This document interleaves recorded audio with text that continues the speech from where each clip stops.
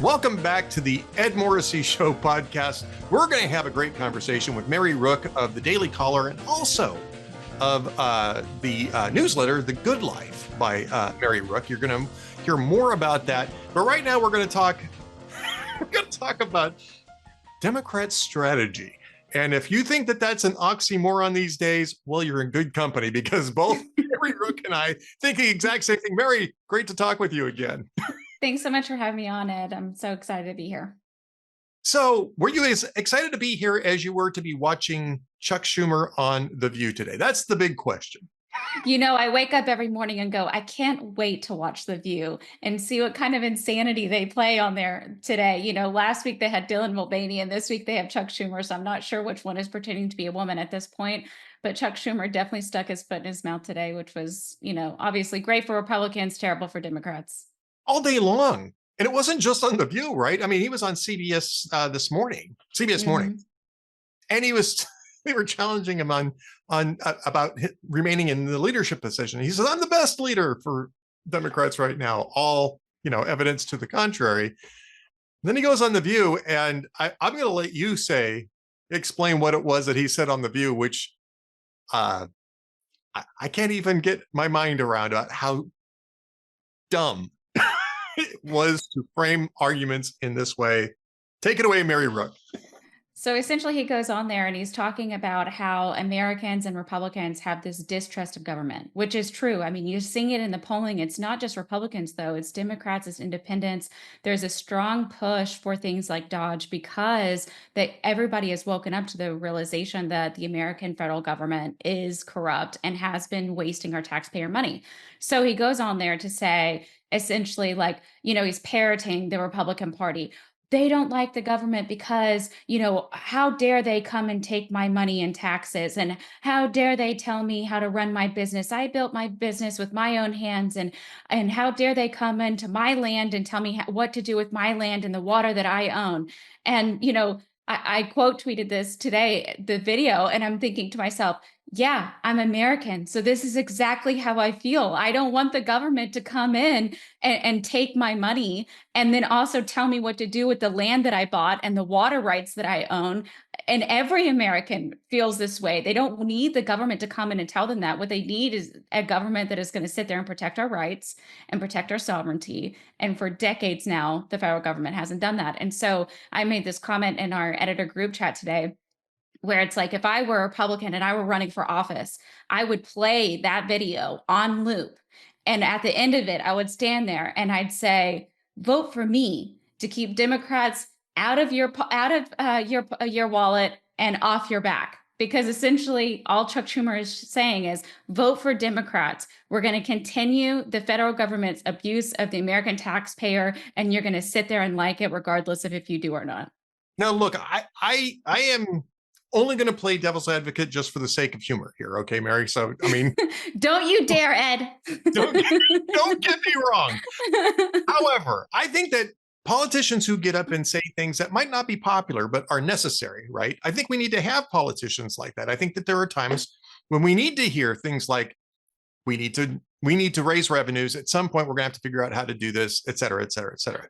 Yeah. I mean, you should have a strategy to have that discussion. You shouldn't say taxpayers who want to keep more of their money are awful Americans or terrible Americans. I mean, I don't even, in a 2-month period in which Democrats have done everything they could to shoot themselves in the foot, I guess they wanted to take one in the knee as well, because I don't get that at all. That's exactly it. I think that is what has been most confusing for me over the last several months since Trump has been in office.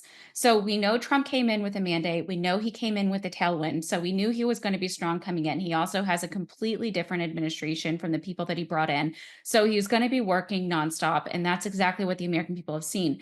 But what they've never seen before is a Democrat Party running around like a chicken with its head cut off the way that it is. There's no clear messaging on anything. Everybody's saying different things, from illegal immigration to, Senator John Fetterman saying, Americans see us as the party of chaos because we let all these people across the border, to then them spending the entire weekend trying to humanize MS-13 and Trent Dayawaga gang members, that Trump was deporting. So you've got these mixed messaging. You don't have a clear leader. I think that's the reason why Chuck Schumer is so worried about his leadership position, because they're failing to make connections on the things that they typically would have been able to make connections on. If you remember, they were standing up and telling everybody that Trump was trying to cut Medicaid. Well, Trump successfully was able to combat that narrative. He had all of his spokespeople out talking about it.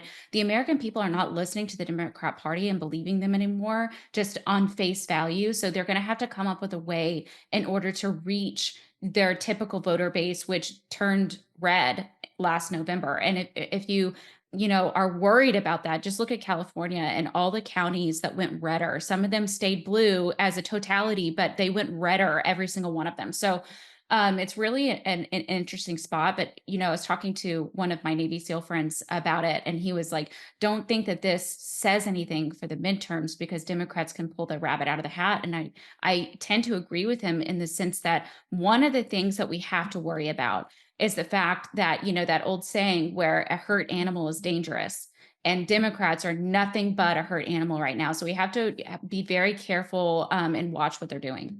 Well, I think they're dangerous to themselves. Yeah, that could be honestly the danger that we're facing right now, and the American people can take back and have a sigh of relief. You just have to be wary of the fact that a lot of things can change between now and 2026, but right now GOP looks great. Absolutely. Hey, I've been doing this for over 20 years now. And I'm telling you that both parties have an innate ability to snatch defeat from the jaws of Yes.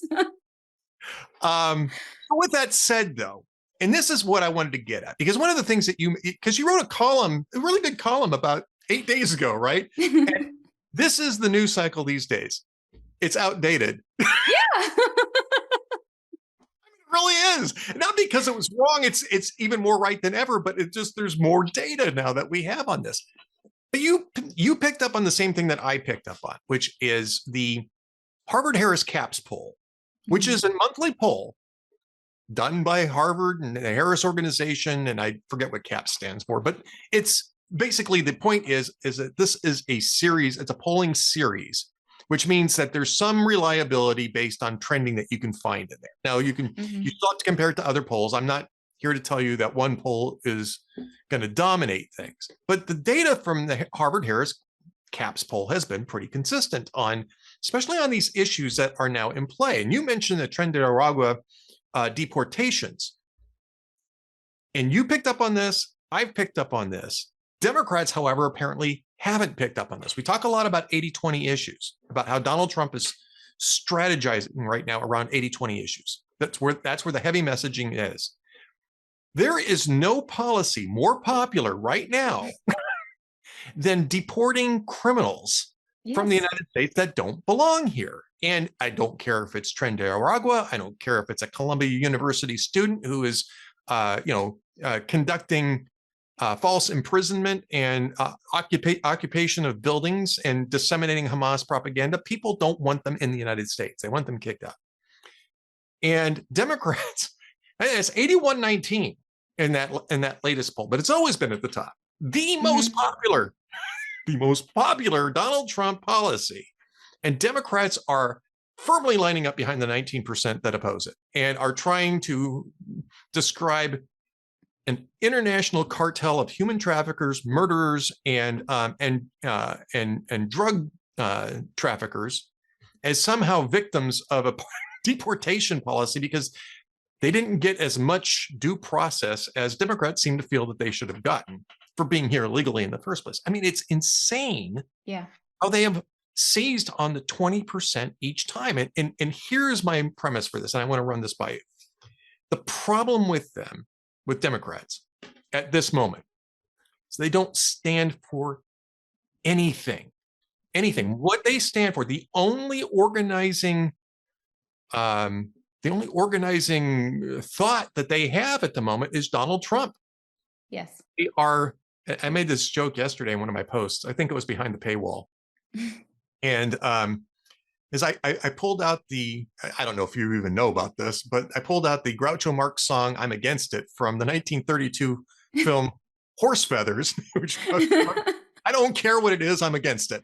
And Yeah. that's Democrats is that they are just knee jerk in opposition to anything that Donald Trump does, says, or is.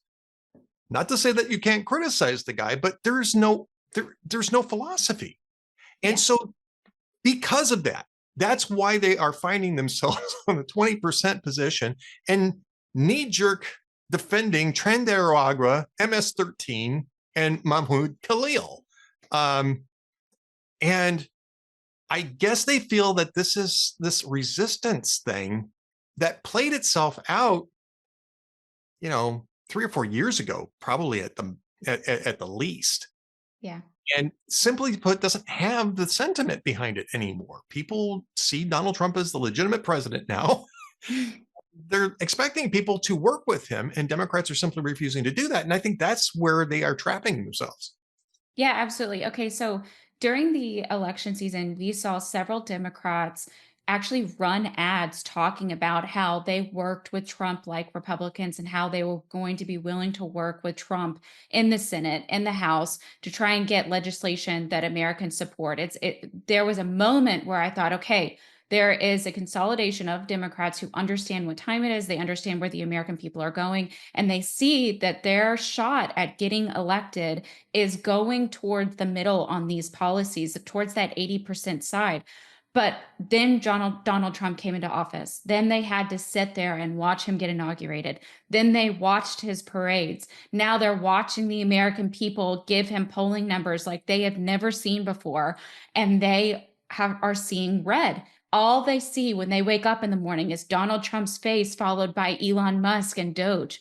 And so the fear that what they've been spouting for the last decade of, diversity, equity, and inclusion, keeping men and women's sports, every illegal is an American citizen, all of these ideologies that were soundly defeated at the ballot box in November, they're sitting here going, no, no, no, if we just push them hard enough, if we played to the emotions of the upper middle class female voter, that maybe at some point we're going to be able to get these people back on our side. Because if you remember in 2016, it worked. The American people went into that first administration with Donald Trump going, we need that border closed down. And then all of a sudden, Democrats spouted the kids in cages, they're separating families at the border, and they really played to that affluent white female vote who felt bad seeing AOC crying crocodile tears in front of the border wall. And they said, okay, we don't want this anymore. But this is a different landscape. Since then, we've had Jocelyn Nungare, we've had Laken Riley, we've had several women who are from these neighborhoods, these girls who were tracked down by illegal immigrants and raped and murdered, left for dead, abused. People are getting punched on the subway. That horrible incident of that woman being on fire in the NYC subway. You had Daniel Penny and him trying to save them, and then the New York City judicial branch tried to hang him out to dry. You had all of these instances where the American people just woke up one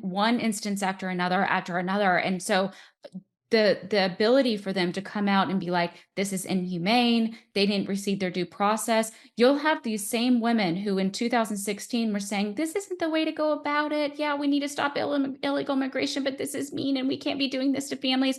Now going, deport them all. Send them back to their home country. We cannot live like this anymore. We have a sovereign border. They're the women that would have joined the Tea Party 10 years ago. It's crazy how this is morphed, but the Democratic Party has forgotten all of this. And they forgot the lessons from November already. And instead, they're focusing on Donald Trump, and they're telling people at CNBC and all these other shows, and they're saying, well, our voter base wants us to go after Trump. They're saying that we're not going after him harder, but what they're missing in that call to action from their voters is not to go after Trump on the issues that they care about most. They just want to see some sort of cohesive plan, narrative argument for which the Democrat Party can come and say, hey, listen, we care about illegal immigration too, and this is our plan to fix it. We care about the economy too, and this is our plan to fix it. But they don't have anything like that because their options were all so terrible that, longtime Democrat voters switched parties to Republicans in 2024. It's interesting that you say that because I think it was yesterday, Douglas Schoen, who was one of the architects of Bill Clinton's triangulation Yep. strategy in 1995, right? I mean, they brought him in after Bill Clinton suffered a massive loss in his first midterms, right? Mhm. And Douglas Schoen came in along with Mark Penn, who used to do a lot of work for Bill and then for Hillary Clinton until, he made too much sense. Douglas Schoen has the same arc, by the way. Crafted a way that Bill Clinton could apply liberal, not progressive, but liberal solutions to issues that were strong for Republicans, right? Mhm. Things that Republicans were bringing up, including balancing the budget. Now, I don't think they ever actually balanced the budget, but they got close. They were actually pretty close. They did some flim-flammery around Social Security to sort of close the loop. I don't think it was, but that was about as close as it's ever been in the post World War II era, basically, or really since the 1970s. But he triangulated. He was listening to the voters, right? Because Republicans won that election because voters, they spoke to the voters and voters responded to their issue sets. And Bill Clinton's idea was, okay, now we know the issue sets. Let's craft solutions that have our values, but enough buy-in from Republicans so we can get it through a hostile Congress, and I can claim some credit for it. And that is brilliant. Now, where does Mark Penn write these days? Where does Douglas Schoen write these days? Mark Penn writes at the Wall Street Journal, sometimes at the New York Post. Douglas Schoen writes at Fox News and at Newsmax. He's not writing at the New Republic because the New Republic went hard progressive when Chris, I can't think of it, Chris Hughes bought it. The one of the Facebook founders.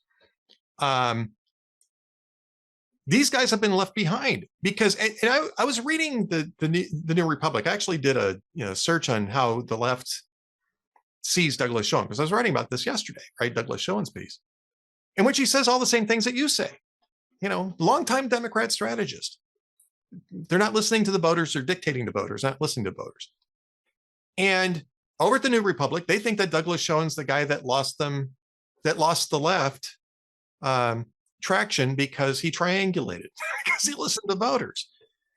So I don't dispute the idea, right, that they're saying right now is that, well, our voting base wants us to go after Trump. And this is where we get to the hard conversation thing. Yeah, I get that. Because you're talking to a very small slice of the electorate and you see that as your base. You have to be John Fetterman. You have to go out there and say, hey, look, I know this is what you guys want, but you're idiots. Yeah. That's a way of saying it. But, you have to say it's ridiculous that we would shut down the government because it's going to create so much more pain and we're going to have to come back and do what the Republicans want to do anyway because we don't have any leverage anymore. Have a reality check for these voters. That's what leadership is, right? And that's what Bill Clinton did. And he had his party behind him for it. That's what Reagan did too in some instances. Even with Republicans, sometimes he had to explain why he wanted to eliminate nuclear weapons. It was one of the proposals he put on the table with Gorbachev.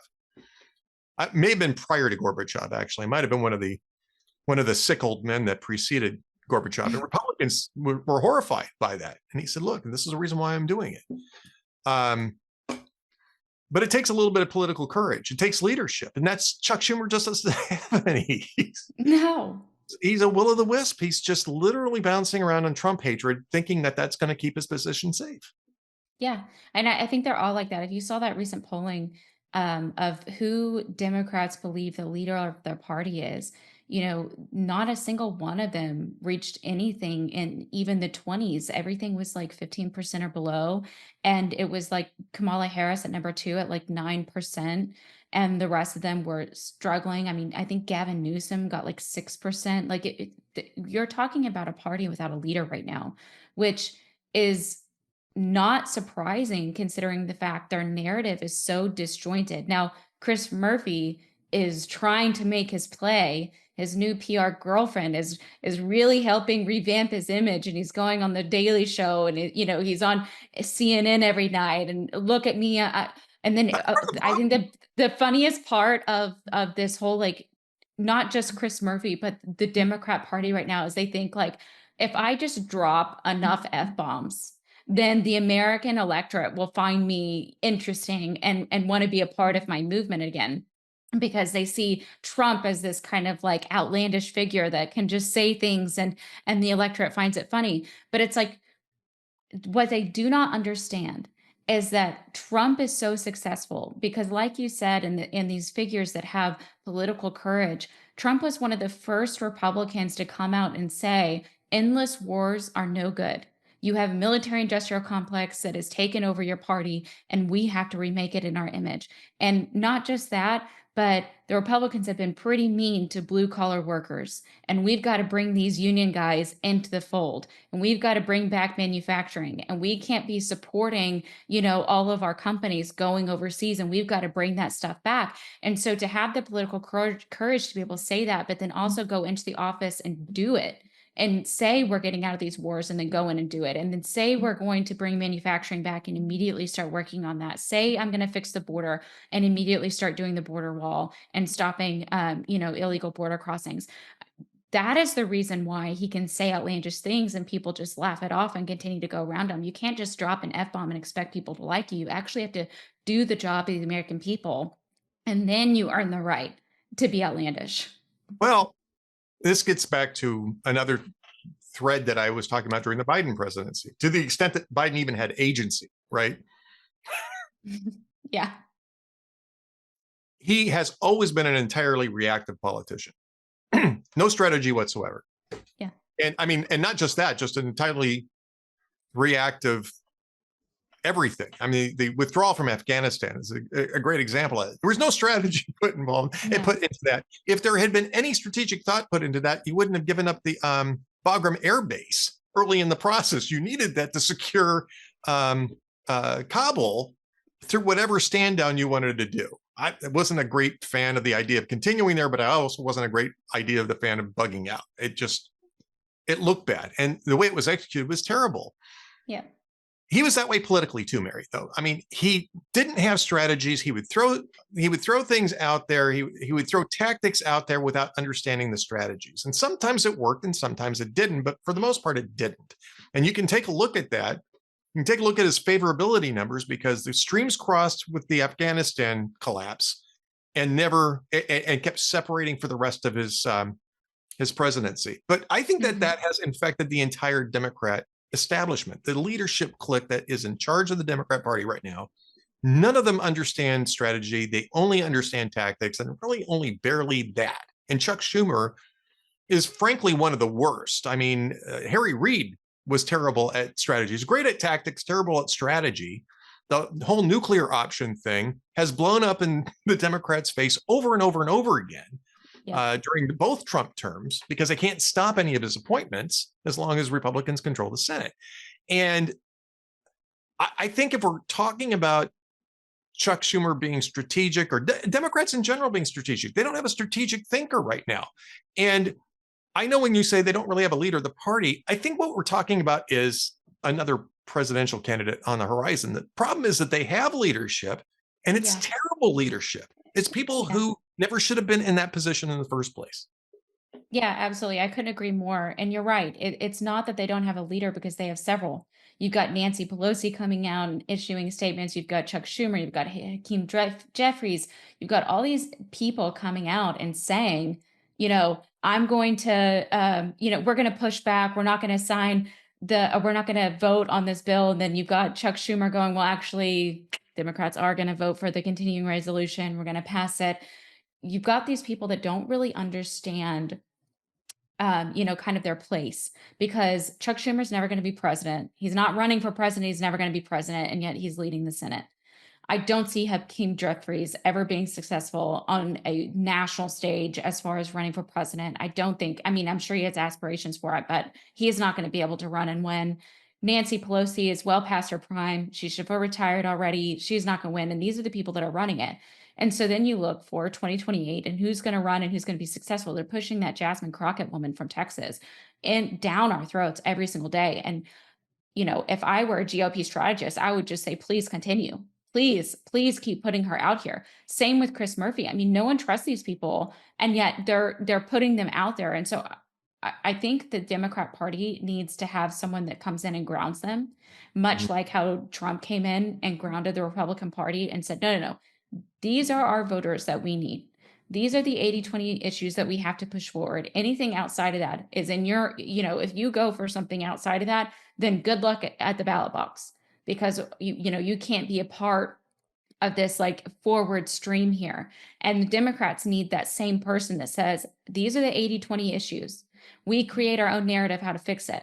And if you want to go outside of that, then you can't be a part of this. And I think that's what shocked me so much about them coming out and not supporting the Save Women and Girls Sports Act, because that is an 80-20 issue in a very polarized talking point. We're talking about stuff that connects with transgender ideology, something that the left has had their grasp on for over a decade now and has made it through every school system, every doctor's office, now athletics.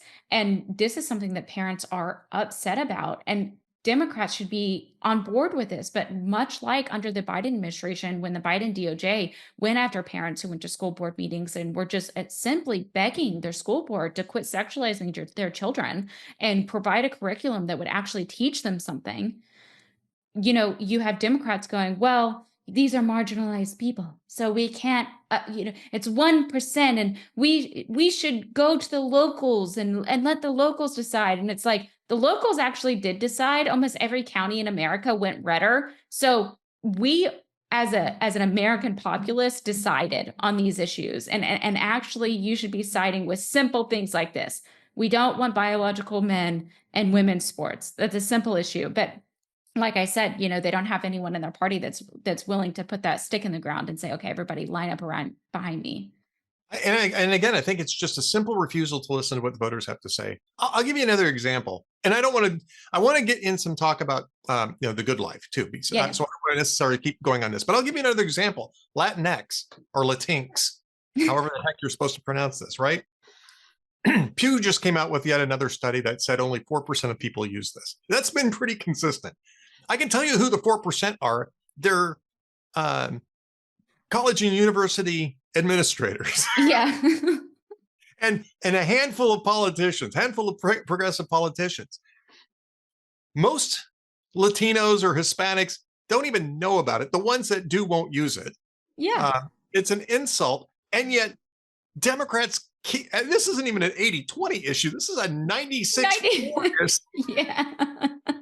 They don't want to listen to people. They just know they're right, and they're going to keep beating you over the head with this until you admit that they're right. And I mean, that's not democracy. That may be some other types of government, but it isn't democracy. They're not saving democracy if they're not listening to the voters. Yeah. And voters are telling them, close the border, or secure the border is a better way of putting it. Secure the border, get rid of the illegal immigrants, especially the gangbangers that you guys let in here over the last 4 years. Deal with crime,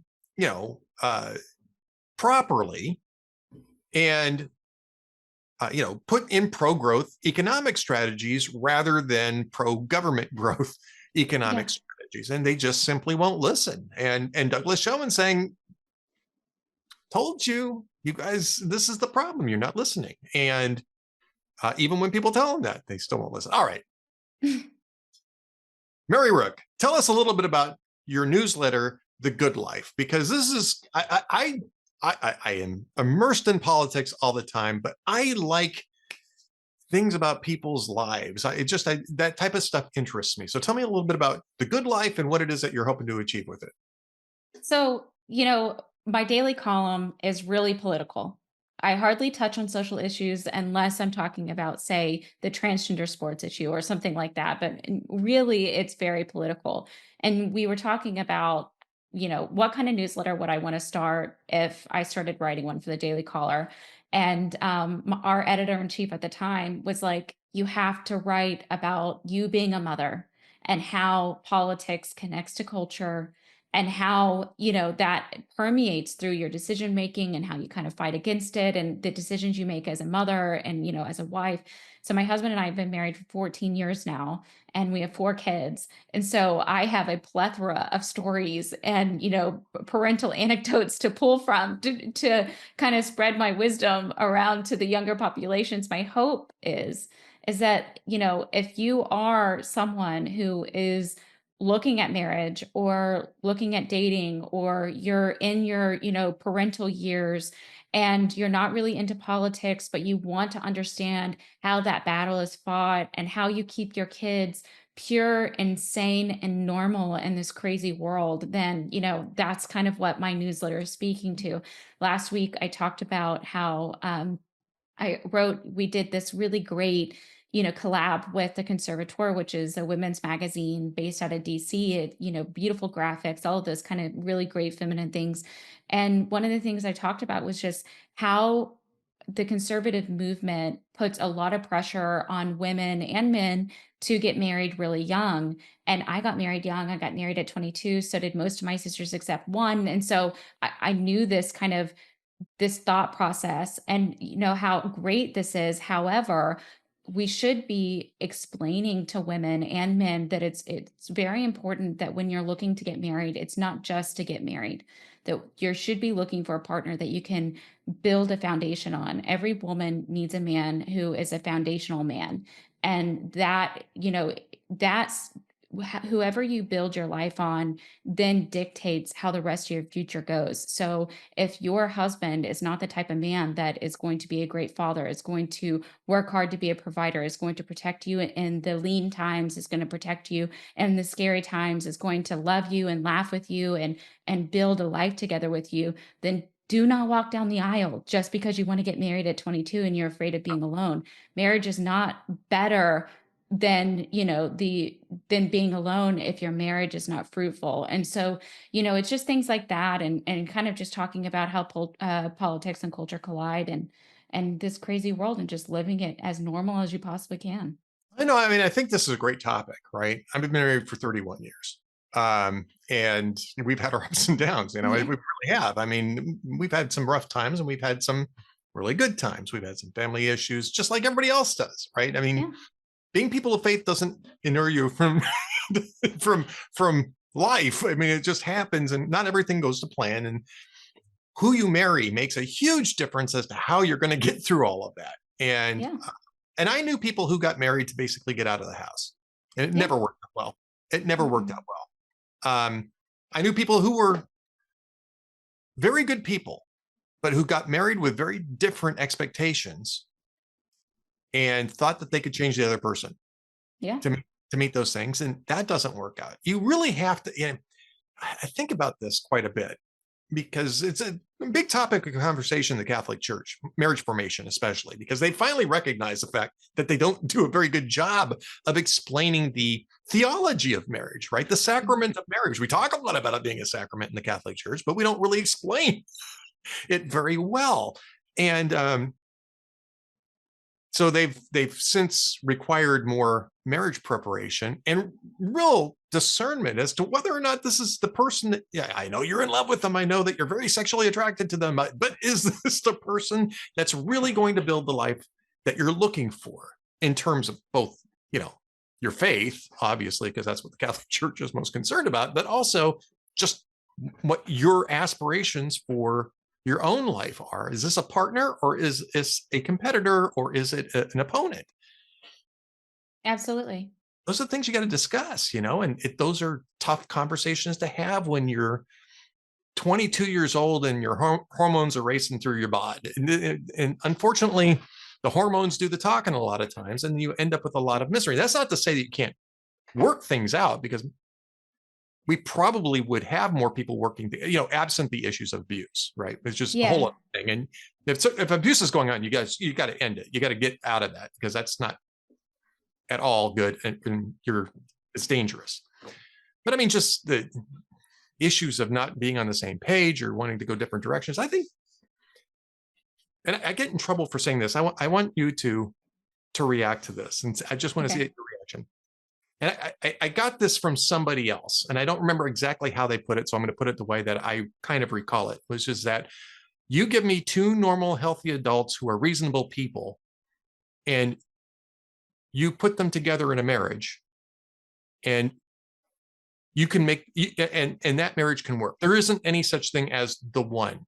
In other words, what you're looking for are people that will work with you and grow with you. Hmm. And I think this came up in the context of like arranged marriages. Yeah. And and I don't necessarily agree with arranged marriages either. I mean, I think that especially the sort of the extreme versions of arranged marriages are basically abusive. At least the structure is abusive. I should put it that way. But but I think people go into this with the idea that there's only one person out there that they can spend their entire life with, and it's a romantic notion that is really, I think, in the end, very damaging because it assumes that you're not going to have to work at it. Yeah. I couldn't agree more. Marriage is work. It's not bad work. No, It's it's great. not terrible work. It's fun and fruitful work if you both go in looking at it like that. When my husband and I got married, we had a serious conversation about whether I would be a stay-at-home mom when we had children. And we had children right away. So this conversation became very important right away because, I was working at the time and I told him, listen, I want to be a stay-at-home mom. End of story. And he just looked at me and he said, okay, we will do that. I don't know what I would have done if I had married a man who I came to and said, I want to be a stay at home mom, end of story. And he came to me and said, absolutely not. You'll go back to work. I think it would have broken me. And so I think that conversations about, kind of what you want with your life and how you see these different avenues like working out for the two of y'all. But as long as you're willing to work with each other, I mean, there have been things that he's come to me on and said, I want this, end of story. And knowing that he gave in to me on something else, I was willing to give in to him on this. It's that, that's that dance that you play with one another. It's not necessarily tit for tat because I think that's a terrible way to look at it, but it's more like, I want you to be happy and successful in the same way that you want me to be happy and successful. So how do we work together on that? And so as long as you find someone, like you said, who's reasonable and wants to do that with you for the rest of your life, then you're going to be happy and successful no matter what God throws at you. I mean, we've had deaths in the family, we've had financial struggles, we've, had windfalls, we've had all of these things happen to us. And the way you recover or the way you respond to these different things that happen in your life really, really depend on what kind of partner you have when you're going through it. Absolutely. And again, it's about having that as building a life together as a common goal, right? And Hmm. that means that you have to put aside other people, attachments to other people, Yep. attachments to other things. I mean, it doesn't mean that you're going to cut your family off, No. but you have to keep them in their right in their correct place, which Yeah. is they don't dictate what happens inside your house. Either part, both sides of your family, right? Yeah. Um, and you have to understand that the good life is not the perfect life. And that's exactly it. The good life is not the perfect life. A good life has struggles and we talk a lot in the Catholic faith about not struggle, but not sacrifice either. What's the word I'm looking for? Um, oh man, now it's jumped out of my brain. Not struggles, not strife, but oh, Sacrifices, no, but along those lines, we talk a lot about how whenever you're living your life, there are going to be bad things that happen. right? And and it's not necessarily, life ending that something bad happened. It's how you respond to it and how you allow that to mold you into a better person. So you could go through life and saying, oh my gosh, I've got this struggle and I've got this struggle and I've got this struggle and God has really forsaken me. But in reality, what God is doing is allowing you to grow closer to your faith and closer to Him in these times of need. And so you have to look at that in the same way in marriage, where it's like, it's no longer I've got this and he's got this. It's we've got this issue together, and how do we go grow closer together every step of our journey? And so I think that you know, I want to kind of spread that message to people that are looking at marriage or are in a marriage right now where they're feeling kind of lost and they need to figure out a way out of this tunnel, because in my view, divorce really isn't an option, unless you say things Right. like abuse. And Right. so outside of abuse, obviously, divorce isn't an option. So how do you make this now sacrament that you've created together? How do you make this work for the end of time, and so that you're not miserable, but you're happy and you're suffering? That was the word I was looking for. And Suffering. you're Yes. suffering. How do you create this good life even though they're suffering? So Yeah. There's no such thing as a life without suffering. Even the best marriages happen. absolutely. The difference is that the best marriages work together to deal with those issues. As you know, and that's imperfect too, right? Oh, I have a absolutely. very good marriage. I was about to joke that I think marriage is really good work. Don't ask my wife. Uh, she would say the same thing. She would say the same thing because we've lived through this now, um, and we've come to the point, I think, where we are looking out for each other and we understand each other. We understand what each other wants. And sometimes we both give and sometimes we both take, but we understand that we do that. Even that happens together. And if you trade a few things, that's fine. One other thing too, though, about that is keeping the lists, right? Well, I did this, so you've got to do that. Never works out. You're never going to get that. The 50 Never works it out. never works out. It's got to be 100, 100, Yes, 100. absolutely. Yeah. Whoever created the saying, marriage is 50-50, is a liar. It's not. It's 100-100. You both have to be giving 100% all the time in order to make it work, especially after you have kids, because that relationship that you create together, I always joke about the toddler years being the fog of war. You're in there, you're doing potty training, you're doing sleep training, you're trying to teach them how to speak, you're trying to teach them how to walk, you're trying to teach them not to burn themselves on the stove. It's a constant battle every day that you wake up, but it's a great battle because in those moments of worry and stress and all that stuff, you have your partner to look back on and be like, do you see that bucket on our child's head right now? And you can both laugh, at that moment. But if you're not together and you're viewing each other as competition or the enemy or someone who is taking from you and not giving, then it's harder to see that bucket on your child's head and laugh. It's easier to be like, why didn't he take that bucket off the head? So, it's all in the way you frame things and all that kind of stuff. It's definitely 100-100, and cursing the ground that guy walks on, whoever created that saying. I absolutely love the bucket on the head example. I mean, that is going to stick in my head forever. This is the kind of stuff that you can get from The Good Life. Okay. And I believe that's through Daily Caller, right? That's a Yeah, it newsletter. is. Sign up for it through Yep. Daily Caller. Yep, you can Um, go to thedailycaller.com and sign up for it. It comes out into your inbox every week on Thursdays at 7 a.m. So there you this go. week is going to be a good one. Oh, okay. There you go. So sign up. Sign up now. And if you sign up, you can have access to the previous ones. I assume it's through Yeah, some. you can. Yep, Yeah. exactly. And if you're a Patriot subscriber menu or member, you get access to not only the Good Life newsletter, our Mr. Right newsletter, but you also get access to all of our paywalled political analysis. So All right. Well, Mary Rooke, what is your are you on social media? First off, I should ask you that. I'm assuming you are, but I maybe do. you're smart. I keep everything else private, but I do have a public X account just for occasions such as There you this, go. Ed. So you can find me at Mary Rooke _ My last name is spelled Rooke at Mary Rooke _ on Twitter. There you go. So check that out. And I'm sure she's got the links in her profile, and go to thedailycaller.com for both the stuff that she's writing over there and her newsletter, The Good Life. Mary, thank you so much for a great conversation. We should do this Thanks, again Ed. sometime soon. Absolutely, anytime.